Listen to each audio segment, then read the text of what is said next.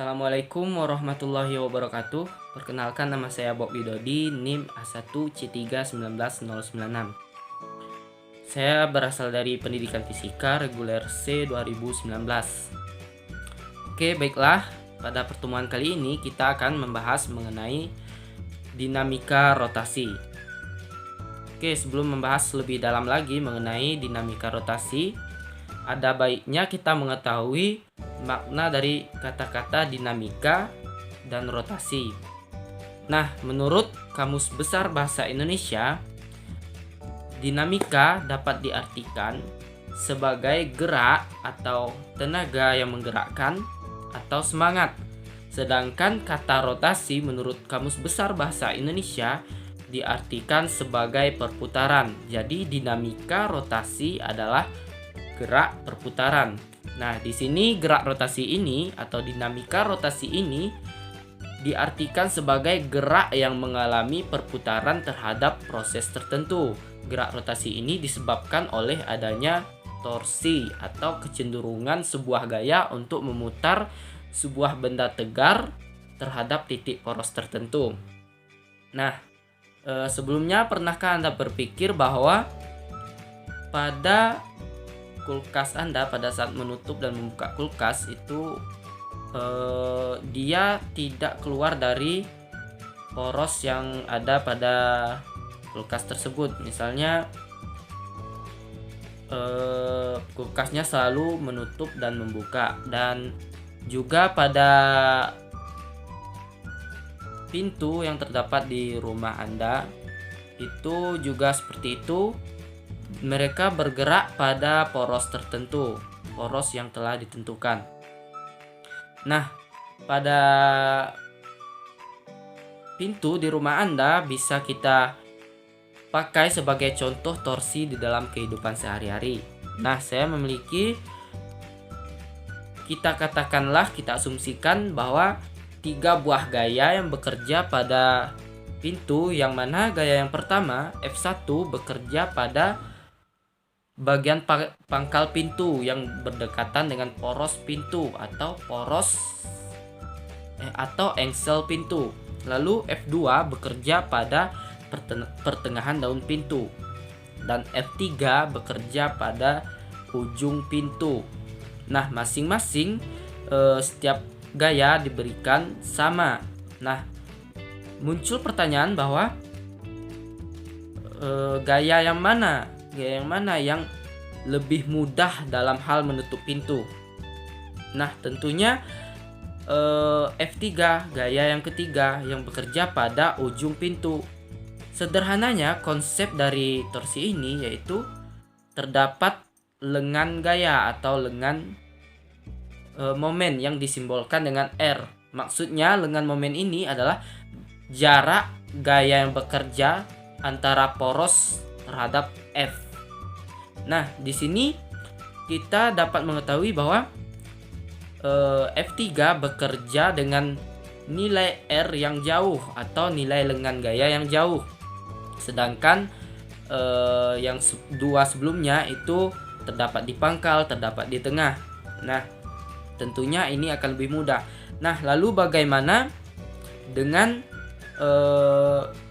gaya, 3 buah gaya yang bekerja pada ujung pintu yang sangat jauh dari poros? Namun ketiga gaya ini diberikan gaya yang berbeda-beda. Ada gaya yang besar F1, gaya yang kecil F2, dan gaya yang sedang F3. Nah, tentu gaya yang besar sangat mudah dalam hal menutup pintu ini. Jadi dapat kita ambil kesimpulan bahwa torsi merupakan hasil kali antara gaya yang bekerja pada pintu dikali dengan jarak antara poros dengan gaya yang bekerja terhadap pintu. Nah, seperti yang kita ketahui tadi bahwa gaya yang bekerja ini berbanding lurus dengan torsi, di mana semakin besar gaya yang bekerja maka nilai dari torsinya juga semakin besar. Dan sama halnya dengan lengan gaya atau R, semakin jauh jarak antara gaya yang bekerja terhadap poros maka nilai torsinya akan semakin besar. Maka muncullah rumus torsi sama dengan F dikali R. Nah, contoh sederhana lagi terdapat di kehidupan sehari-hari, yaitu pada saat Anda menggunakan kunci Inggris, pernahkah Anda berpikir bahwa dengan menggunakan tangan itu sangat sulit untuk membuka baut, maka kita perlu menggunakan kunci Inggris. Kita katakanlah pena ini sebagai kunci Inggrisnya dan ini sebagai bautnya, jari telunjuknya sebagai baut, jari telunjuk saya sebagai baut. Oke. Nah, untuk F1-nya tadi gaya bekerja pada pangkal yang berdekatan dengan poros ini. Nah, tentunya gaya yang bekerja di sini akan sulit untuk membuka baut atau menutup baut. Lalu untuk gaya yang kedua, yaitu gaya F2-nya bekerja pada tengah-tengah benda. Nah, ini mungkin sedikit lebih mudah untuk membuka dan mengunci lagi bautnya ketimbang yang F1 tadi yang di pangkal. Nah, lalu untuk kasus yang ketiga, gaya bekerja pada ujung kunci Inggris ini, ujung benda. Maka ini adalah gaya yang paling mudah untuk membuka dan menutup kembali baut yang digunakan, yang dibuka dan ditutup oleh kunci Inggris tadi. Nah, ini memiliki lengan momen yang paling besar untuk F3-nya. Nah, itu merupakan contoh dalam kehidupan sehari-hari untuk torsi ini. Lalu membahas mengenai dinamika rotasi, tentunya kita tidak jauh membahas mengenai momen inersia. Oke, momen inersia ini adalah besaran yang menyatakan ukuran kelembaban benda yang mengalami gerak rotasi. Nah, kelembaban ini bisa dikatakan sebagai kecenderungan sebuah benda untuk mempertahankan posisi semula, yang mana semula diam akan tetap diam dan semula bergerak akan tetap bergerak. Hal ini sama dengan bunyi dari hukum Newton 1, di mana jika resultan gaya yang bekerja pada benda sama dengan 0, maka benda yang semula-mulanya diam akan tetap diam dan benda yang semulanya bergerak akan terus bergerak. Nah, di sini momen inersia dirumuskan dengan I sama dengan mr kuadrat, di mana I adalah momen inersia, m adalah massa benda, dan r adalah jari-jari benda. Nah, seperti yang kita ketahui bahwa benda memiliki jari-jari yang berbeda-beda. Tentunya nilai momen inersianya juga berbeda-beda untuk setiap benda tegar.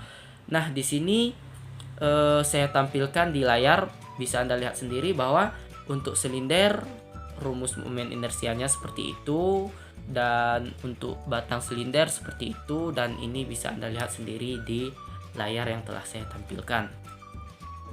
Oke, itu saja. Saya hanya membahas hanya sedikit saja, mungkin untuk konsep dasarnya saja mengenai dinamika rotasi ini.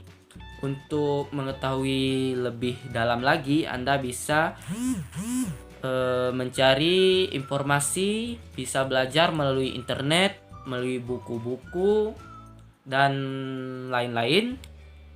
Dan saya rasa itu cukup untuk saya jelaskan. Lebih dan kurang saya mohon maaf. Oke, saya tutup. Wassalamualaikum warahmatullahi wabarakatuh.